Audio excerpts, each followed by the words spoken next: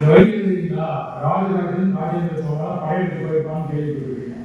நீங்க வழக்கமா படையெடுத்து போவதுன்றது ஒரு நாட்டை பிரித்து ஆளுவது, நாட்டை கொள்ளையடிப்பது தானே பார்த்துருக்கீங்க. ஆனால் தமிழ் மன்னர் ஒரு நாட்டுக்கு போனாங்கன்னா அந்த மன்னன் விட்டு இருந்து வந்துடுவாங்க. அவ்வளோதான்.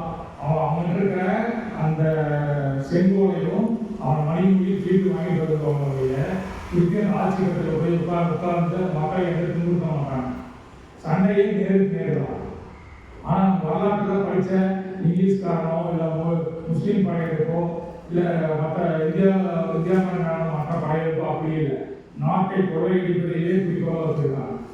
அது குறிப்பாக இந்த மராட்டிய வீர சிவாஜின்னு பார்த்துருக்கீங்க இல்லையா? வீர சிவாஜின்னு பேசுகிறோம். அந்த வீர சிவாஜியோட தம்பி மராட்டியத்திலிருந்து கொள்ளையடித்து தமிழ்நாடு வழியாக தஞ்சாவூர் வரை பண்ணான். முழுக்க கொள்ளையடிக்கிறதும் அவன் வேலை. ஒன்றுமே பண்ணலாம். கொள்ளையடிச்சு மட்டும்தான்.